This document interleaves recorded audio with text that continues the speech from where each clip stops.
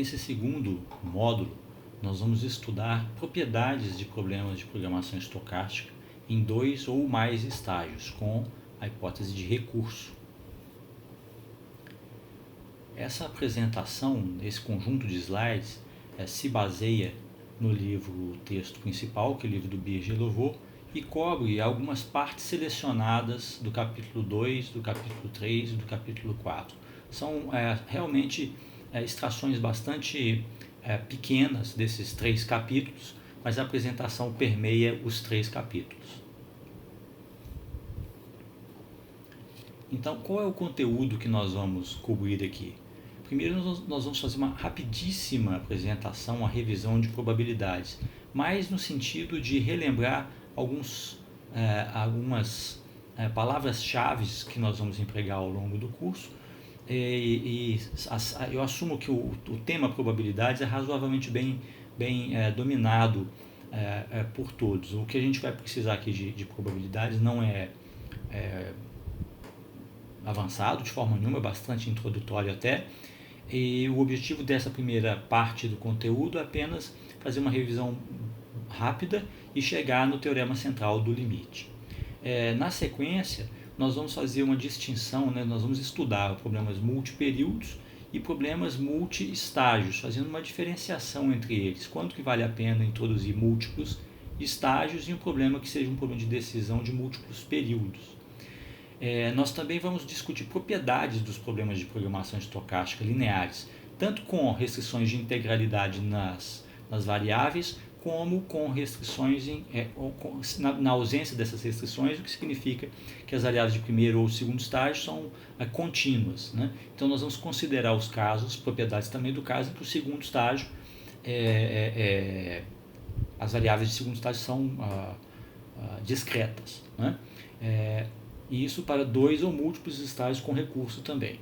E o fim desse conjunto de assuntos, que caracteriza o segundo bloco, nós vamos investigar um pouco mais algumas desigualdades que relacionam essas quantidades que nós já apresentamos no módulo anterior, que é o Expected Value of Perfect Information, o Value of Stochastic Solution e o Recourse Problem. Nós vamos tentar fornecer desigualdades que limitam esses valores, que apresentam limites inferiores para as diferenças destes valores.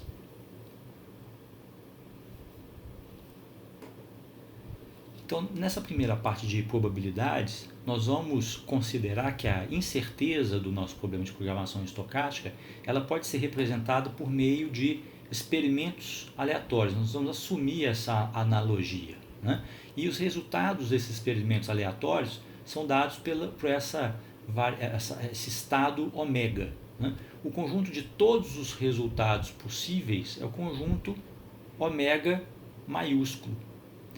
Esses resultados podem ser combinados em subconjuntos de ômega, que são chamados de eventos. Por exemplo, se nós tivermos um jogo de dados, onde o conjunto ômega são os inteiros, que são os resultados de se julgar um dado, um subconjunto de eventos, eu vou designar por A caligráfico esse subconjunto de eventos, pode ser, por exemplo, representar os resultados ímpares de ômega, todos os resultados ímpares de ômega. Então, para um determinado elemento A no conjunto de eventos A caligráfico, a gente atribui uma probabilidade de A, que satisfaz o seguinte: olha, a probabilidade de um determinado elemento ele é necessariamente maior ou igual a 0 e menor ou igual a 1. Um conjunto vazio tem necessariamente uma probabilidade de 0 e a probabilidade desse conjunto ômega é, claro, a probabilidade de você ter um evento ali. A probabilidade da união de A1, de dois eventos A1 e A2, de dois elementos A1 e A2, é a probabilidade de A1 mais a probabilidade de A2 se não houver interseção entre eles. E uma estratégia que a gente vai adotar muito no curso é usar elementos de um conjunto ômega, um conjunto discreto, por exemplo, para representar espaços possíveis, finitos do mundo, né? Então a gente vai chamar esse conjunto de estados possíveis de cenários, né? Então esses elementos incertos dependem desses cenários finitos. É um caso que a gente já tem usado para ilustrar o curso de programação estocástica. Um outro conceito importante é o conceito de distribuição de probabilidades. O que vem a ser isso? É uma descrição do quão provável são os valores que podem ser assumidos por uma distribuição, um conjunto de variáveis aleatórias, né? Então representa exatamente isso, uma mensuração, né, de quão prováveis são alguns valores que podem ser assumidos por uma ou por um conjunto de variáveis aleatórias, né? Podem ser independentes ou relacionados, o que for. Então a forma como nós apresentamos essa distribuição de probabilidades, ela depende essencialmente dessas variáveis aleatórias que são consideradas no modelo serem de natureza discreta ou de natureza contínua.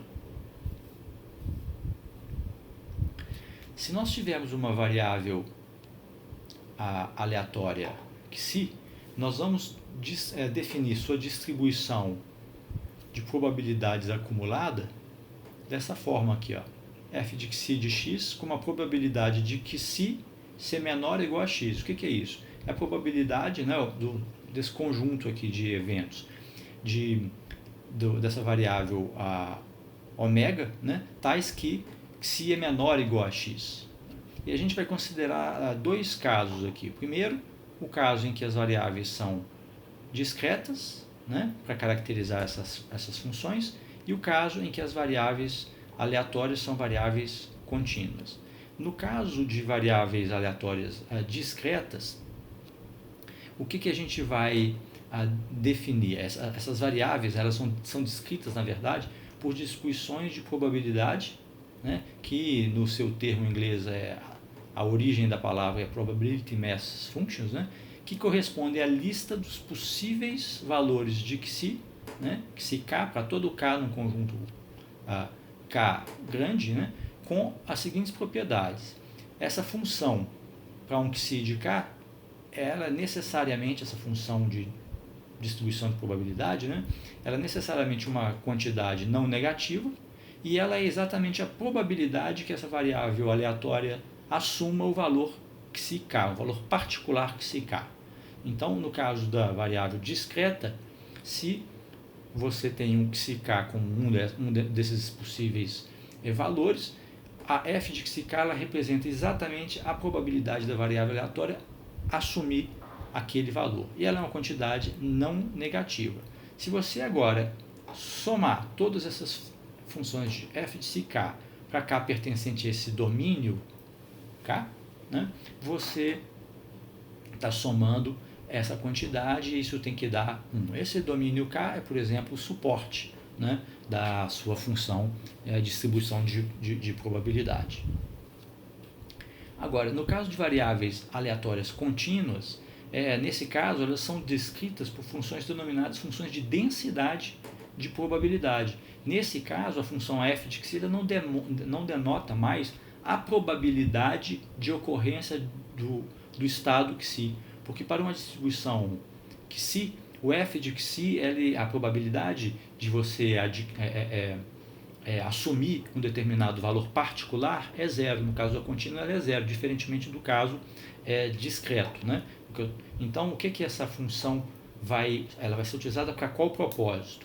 Ela vai ser utilizada para me fornecer uma probabilidade de que uma determinada variável aleatória assuma um valor menor ou igual a um determinado valor ou num certo intervalo. Então, o uso típico disso de f de psi, no caso da contínua, é de permitir representar, por exemplo, a probabilidade dessa variável aleatória psi pertencer a um determinado intervalo AB. Nesse caso, como que eu represento essa quantidade? É a probabilidade da variável aleatória pertencer ao intervalo fechado de A a B, que é igual ao quê? A integral de A a B dessa função densidade de probabilidade de xi, que é a integral de AB do diferencial dessa função de distribuição de probabilidade. Então, no caso, reforçando isso, no caso contínuo, nós temos que a probabilidade de se assumir um valor particular, que seria o caso em que o limite inferior e superior aqui são idênticos, nós temos que essa integral, é claro, é zero. Então, isso é diferente, isso difere o caso contínuo do caso discreto. No caso discreto, se o evento, se a grandeza,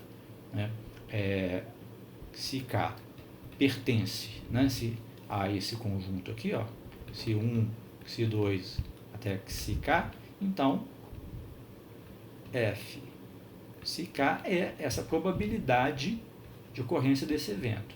Se ele não pertence, essa quantidade aqui é necessariamente zero. Aqui, no caso de contínuo, ela é sempre zero. Por quê? Porque a gente não faz sentido falar de probabilidade de um particular valor, essa quantidade é garantidamente zero. Um conceito que nós já usamos e vamos usar muito é a esperança, a expectativa de uma determinada variável aleatória, que nós, com frequência, vamos usar o símbolo μ, a letra grega μ, para designar essa esperança. No caso de uma variável aleatória discreta, nós simplesmente ponderamos o valor da variável aleatória, para um determinado um outcome, um resultado sigma k, pela probabilidade de ocorrência dessa variável aleatória. Então somamos esse produto para todo possível estado dessa variável aleatória. Ou, no caso de uma variável aleatória contínua, nós integramos de menos infinito a infinito, essa função de distribuição de probabilidade. Outro conceito importante é a variância, o quadrado do desvio padrão, que simplesmente é a esperança dessa quantidade aqui, da variável aleatória menos a esperança dela, o quadrado dessa diferença aqui. E a gente também tem o conceito da expectativa sigma r, que é denominado o résimo momento, dessa variável aleatória, que é designado dessa forma aqui, na esperança de sigma r. Outro conceito importante são os momentos, os momentos sobre a média. Então, a expectativa dessa diferença aqui é a potência R, a expectativa menos a média, a résima potência.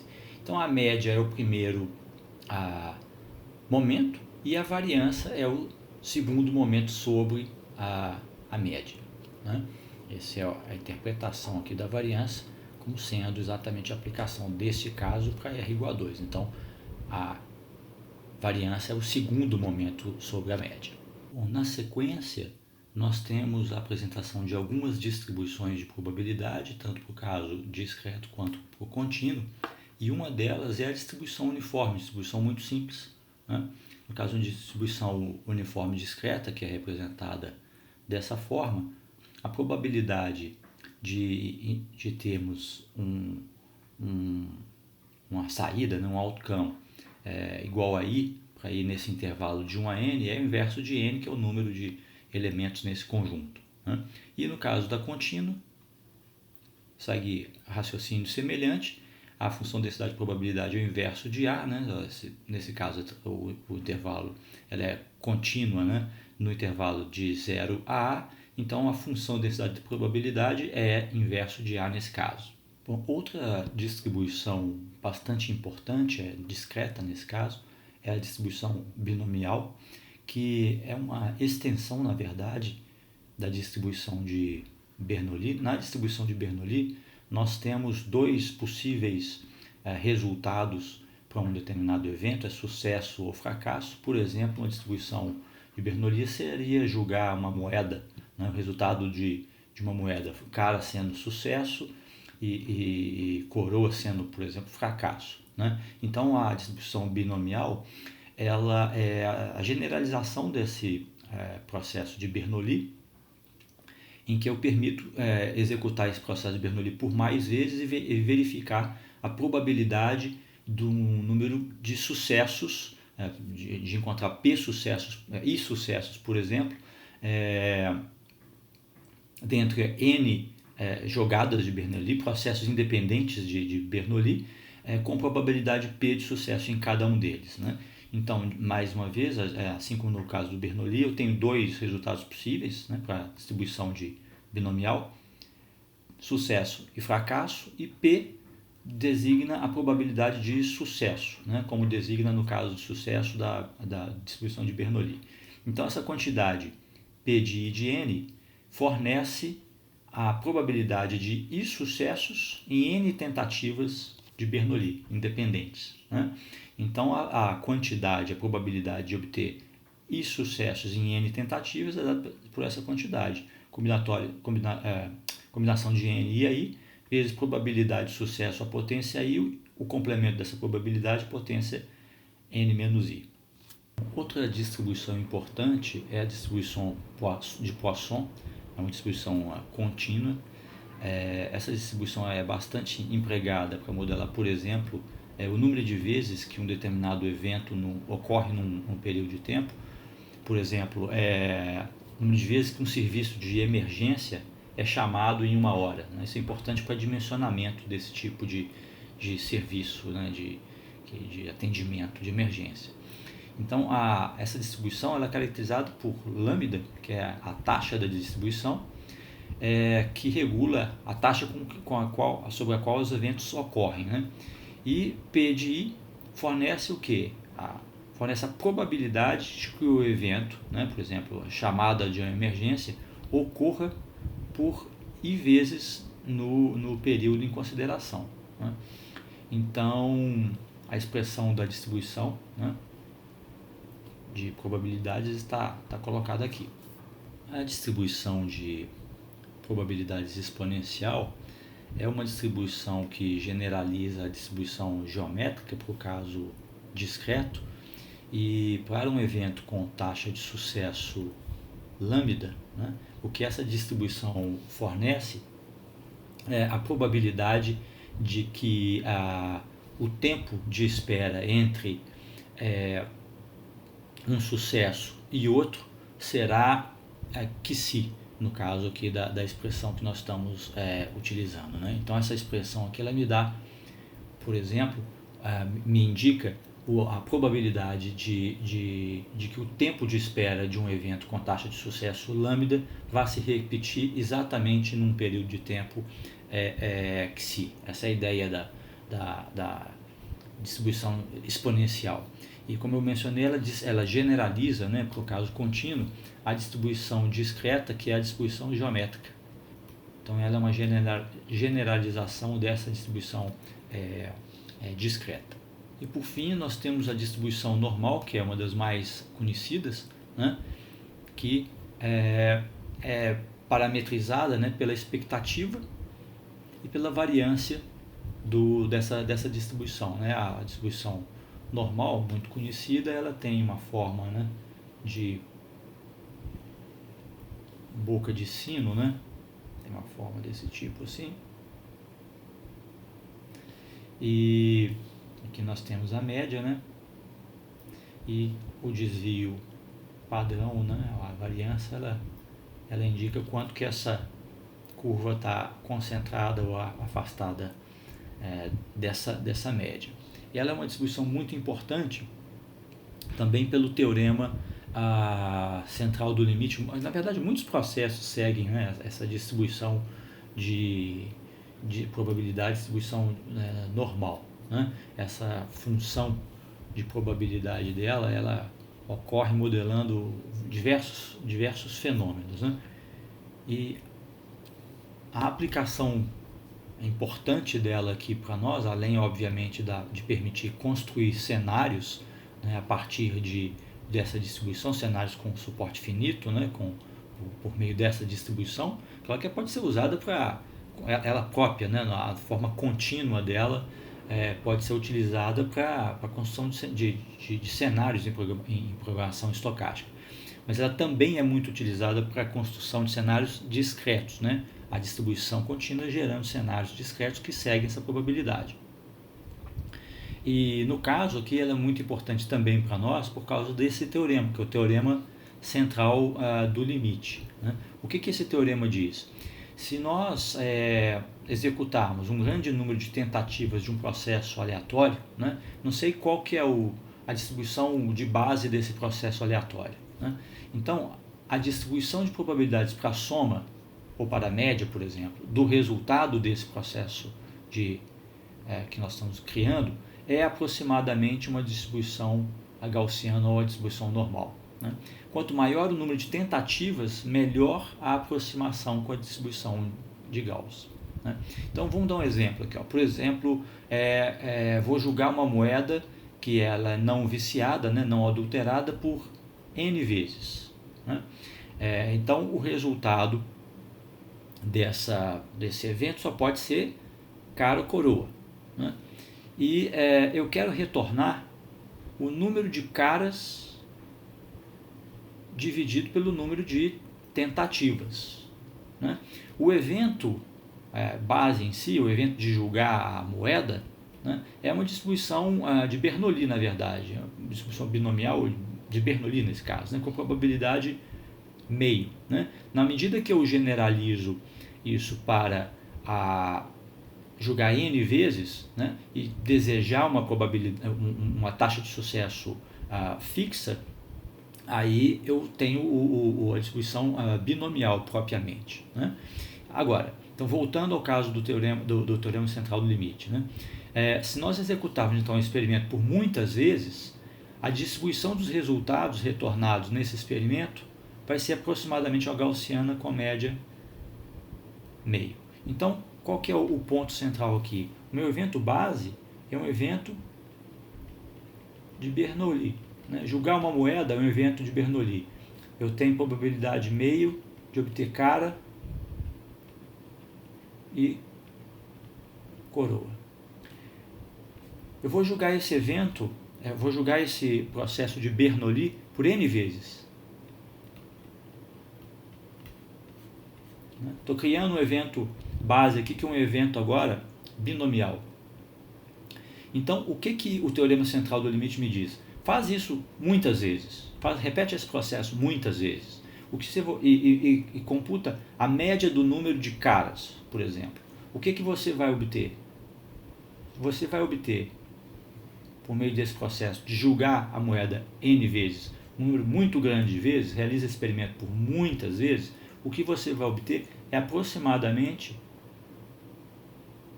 uma distribuição normal com média